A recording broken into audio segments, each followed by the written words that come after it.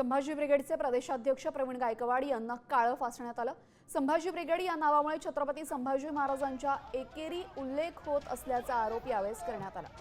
यामुळे शिवधर्म फाउंडेशन संतप्त झाला आणि अक्कलकोटमध्ये एका नागरी सत्कार समारंभामध्ये संभाजी ब्रिगेड महाराष्ट्र प्रदेशाध्यक्ष प्रवीण गायकवाड यांना काळं फासण्यात आलं। हत्येचाच कट केला गेला होता। माझ्यावर तशा प्रकारचा हल्ला झालेला आहे। माझे कार्यकर्ते संभाजी ब्रिगेडचे संभाजी भोसले असतील आणि त्यांचे सगळे सहकारी यांच्यामुळे मी आज जिवंत आहे। अन्यथा माझ्यावर जीवितावर हल्ला झाला होता आणि याला पूर्णपणे सरकार जबाबदार आहे।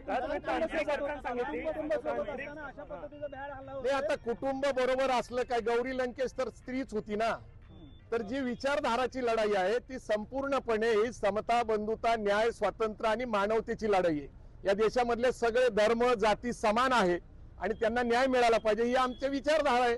शिवराय फुले शाह आंबेडकरांची विचारधारा मांडत असताना कुणाला जर ते आवडत नसेल तर मला हा काय जो झालेला हल्ला आहे हा काय सोपा नाही। याच्या मागे मोठा कट आहे।